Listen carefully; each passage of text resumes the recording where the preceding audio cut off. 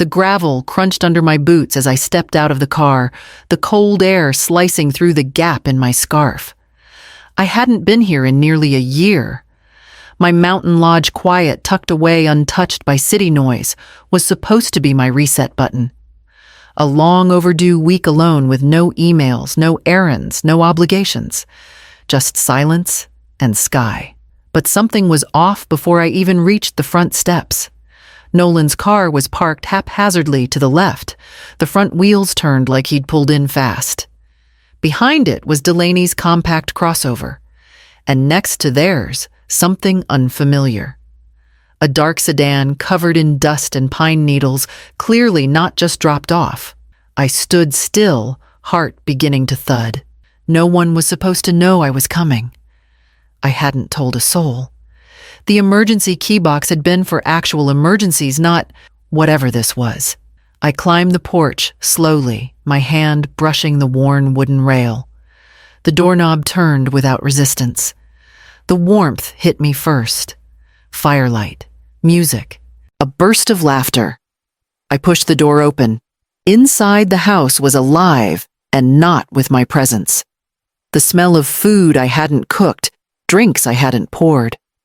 On the coffee table, open wine bottles, plates, smeared with sauce napkins balled up and tossed.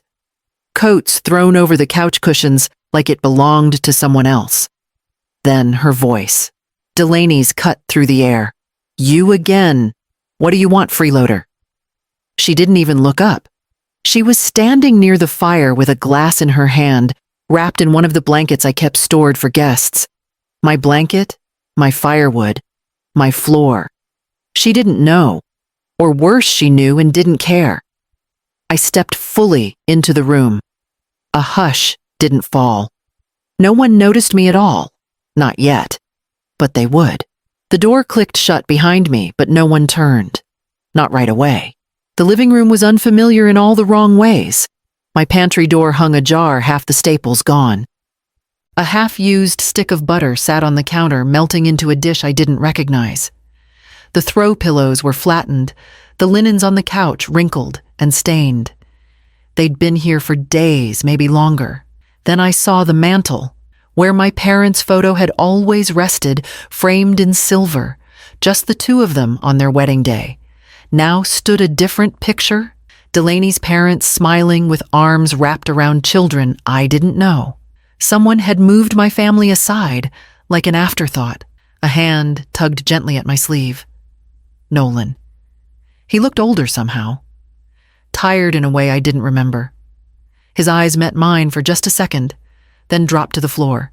He didn't say a word. Mom Delaney's voice rang out, sickeningly sweet. "You're early," before I could speak, her mother. Janice stepped out from the hallway, beaming like we were all at brunch. "Oh, you must have taken an earlier flight. Nolan said you'd be overseas through New Year's." I blinked. "Overseas?" Janice's smile faltered. I turned toward Nolan, my voice steady. "I'm not traveling. I never left the country." This I said. Scanning the room slowly is my home. The air shifted. The music was still playing, but softer now, like even the speakers sensed something had turned. Janice looked confused, glancing at Nolan for clarification. Delaney scoffed. "Well, we didn't think you'd mind. You weren't using it." I didn't answer. I just walked to the fireplace, picked up the new family photo, and placed it carefully on the coffee table. Then I retrieved mine from where they had tucked it behind the logs. Nolan didn't stop me. I stood there a moment longer, then turned to face the room. "Let me guess," I said. "You told them I gave you the house for the holidays." No one denied it. Nolan followed me into the kitchen. His steps, hesitant hands shoved into his pockets, like a boy caught sneaking candy. "I was going to tell you," he mumbled, when I asked, keeping my tone even. "Before or after you handed over my house like a party rental." He looked up briefly, then down again. "It wasn't like that." Delaney strode in behind him, arms crossed, eyes sharp. "You said she'd never come back?" She snapped at him. Then to me, like I was the inconvenience. "We've been careful. We haven't broken anything. I almost laughed. As if that was the bar. I turned to Nolan. So this was your plan. Lie to your in-laws, move in, drink my wine, eat my food, and hope I wouldn't notice. His jaw clenched, but he still wouldn't meet my eyes. A flash of memory came without warning me, standing at this same counter, handing him the key. Only in case of emergencies, I'd said. He'd nodded, grateful, maybe even sincere. My mistake wasn't trusting him. It was assuming he'd understand the weight of that trust. Delaney leaned against the island, as if this was her kitchen now. Look, we're here. What do you want us to do, pack up on Christmas? I set my purse down and stepped into the living room, brushing past them both. The fire crackled softly. Someone had set out a charcuterie board on the coffee table, as if this were a vacation rental. I sat down on the armchair I'd reupholstered myself last summer and crossed my legs. You have two options, I said quietly. Call the police yourselves, or wait while I do it. Delaney's face twisted. You wouldn't. I held her gaze unmoving. Try me. Behind me, Nolan sighed, long, resigned, hollow. I didn't turn to look at him. I reached for my phone. My fingers didn't shake. Not this time.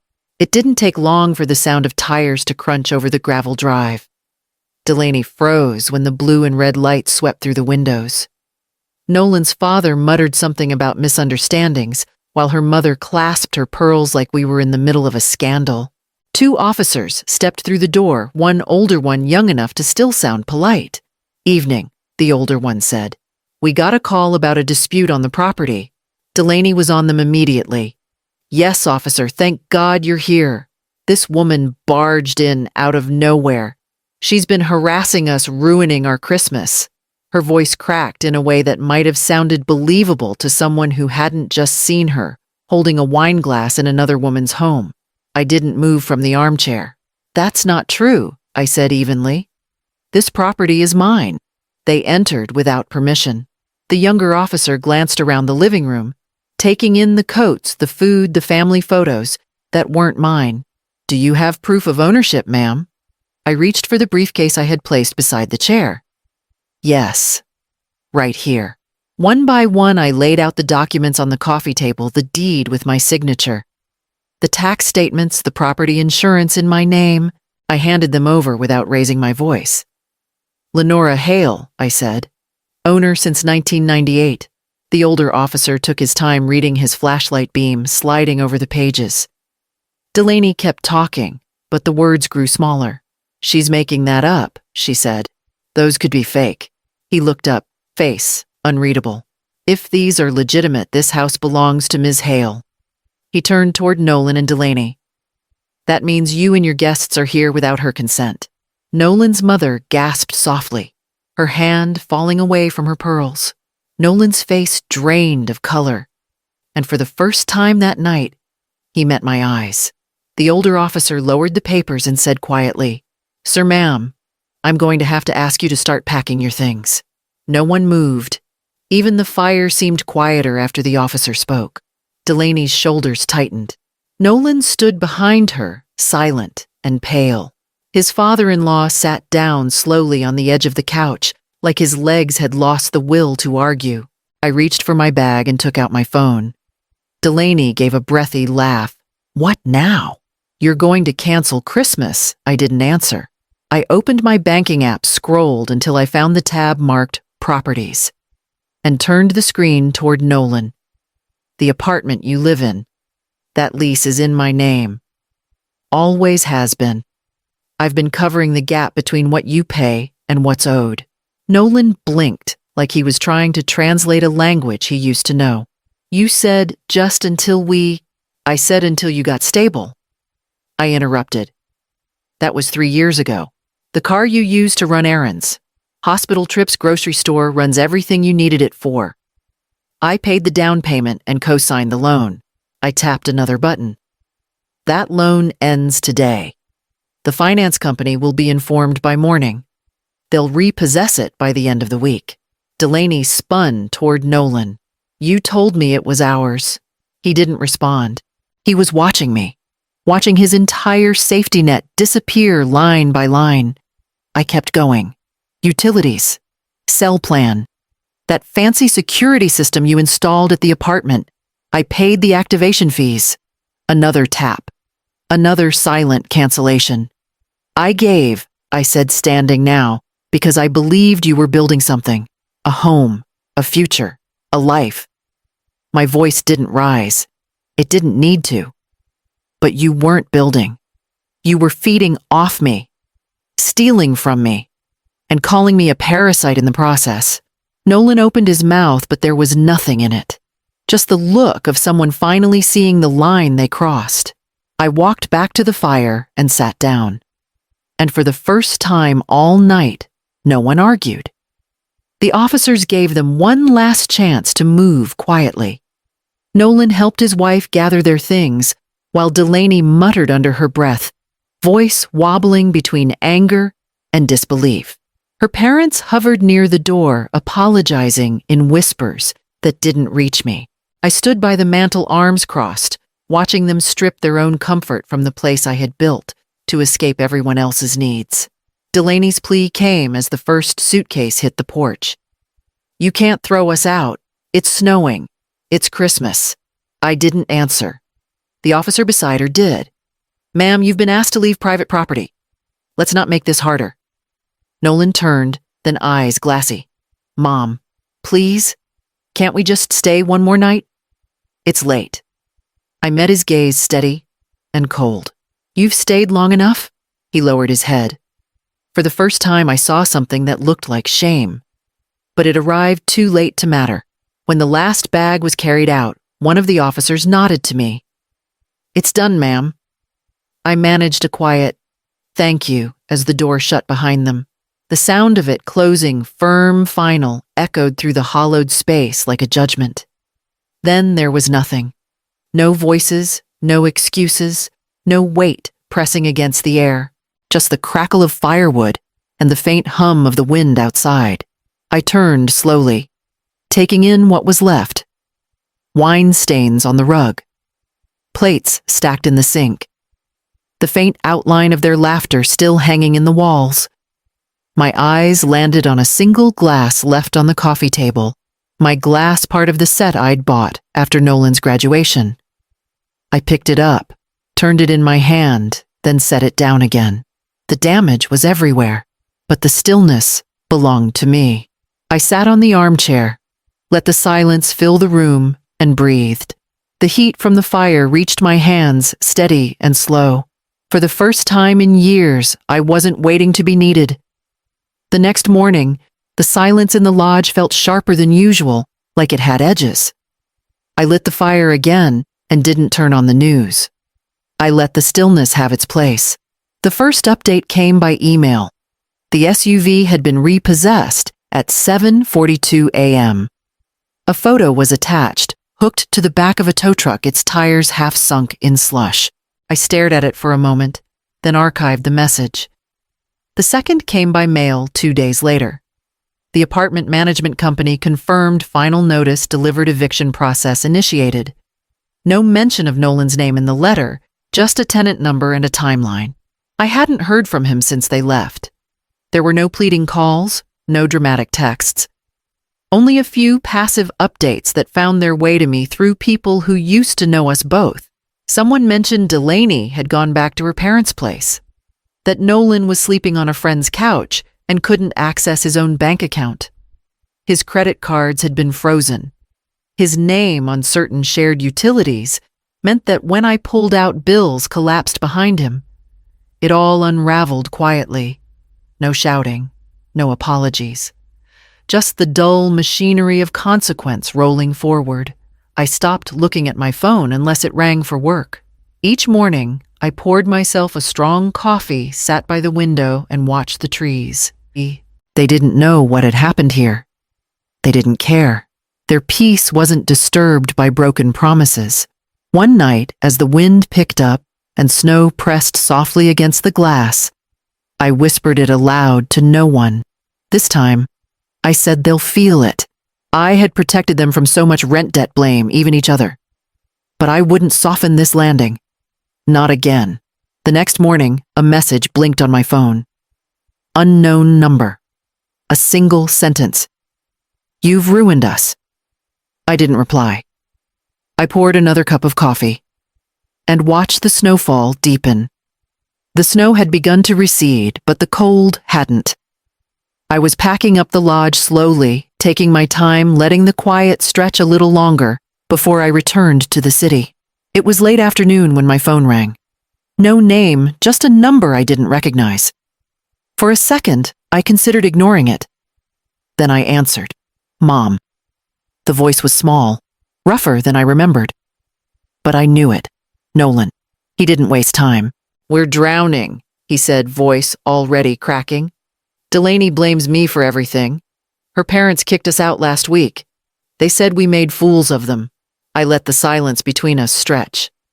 I've tried applying for extra shifts, he went on. But with my credit locked and no cosigner, it's like every door's already shut. We can't make it on my salary. Still, I said nothing. Please, he whispered. I know I messed up. I know I didn't think you told me to stay away, I said, cutting in softly. He went quiet. I'm doing that. No, Mom. That was Delaney, not me. I didn't. You didn't stop her, I replied. He didn't deny it. I leaned against the edge of the counter, staring out at the ridge where the sun was already slipping. You had a life built with my hands, Nolan. All I ever asked was that you learn to use your own. The line stayed open, but no words came. I could hear him breathing fast, shallow, like the world was pressing in. But I didn't reach for him. Not this time. I'm not your foundation anymore, I said. I can't be. He whispered something, maybe my name, but I didn't let it land. I ended the call. Then I blocked the number. For a long time I stood still, letting the silence press around me again. I thought of fire, how stepping away should be enough.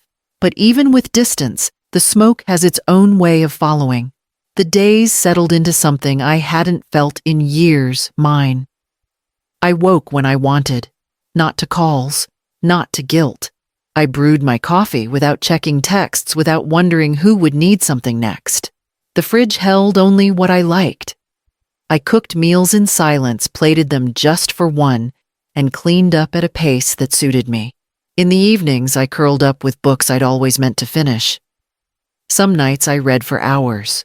Other nights, I closed the covers halfway through the first chapter and just sat listening to the wind, the old groan of the wooden beams, the quiet hum of a space finally still. There were no apologies waiting in the voicemail, no knocks on the door, no one asking if I'd just co-sign this one time or cover something just until the next check clears. It should have felt like victory. And in some ways it did. The house no longer carried their noise. The air smelled of pine and ash, not perfume and cologne I didn't recognize. The furniture sat where I'd placed it. The photograph of my parents was back above the fireplace, and no one had dared move it again. I'd reclaimed more than walls. I'd reclaimed the feeling of being alone without being responsible. But sometimes, only sometimes, I'd catch myself standing at the window with my coffee cooling in my hands, wondering what Nolan was doing, where he was sleeping, whether he still blamed me. I didn't miss the man who let his wife steal my keys. I missed the boy who used to run up to me with drawings in his fists, asking if I'd hang them on the fridge. I missed believing he'd become someone I could trust. Still, I didn't regret what I'd done. Some things aren't healed by returning. They're healed by letting go. Spring didn't arrive all at once. It came in slow moments, ice melting along the edge of the roof, birds calling before dawn, green edging out of gray. I stayed. Not because I had to, but because I wanted to.